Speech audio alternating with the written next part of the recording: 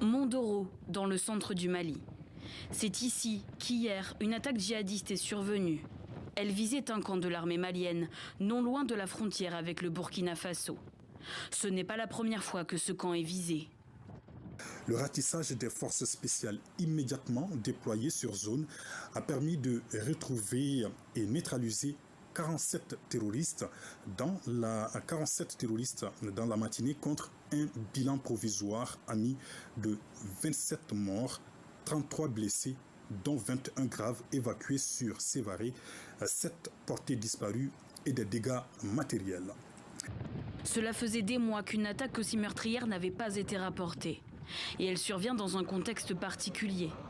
Le Mali est en pleine reconfiguration militaire. Les forces françaises et européennes ont annoncé leur départ du pays sur fond de vives tensions diplomatiques avec la junte au pouvoir depuis 2020.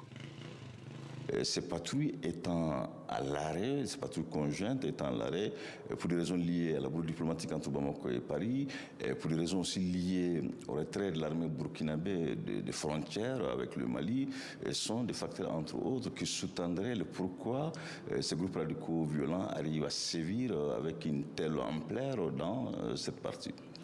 Depuis des semaines, l'armée malienne ne cesse de revendiquer la mort de dizaines de djihadistes. Cette semaine, elle a même publié un communiqué assurant que la peur avait changé de camp. Ce sont des opérations, certes, qui ont permis à l'armée malienne, à certains égards, de redorer les blasons. Mais n'oublions pas quand même que, en dépit de ces opérations, quand on regarde l'étendue du territoire, établir un lien avec le maillage sécuritaire, on se rend compte que les hommes ne sont pas suffisamment présents.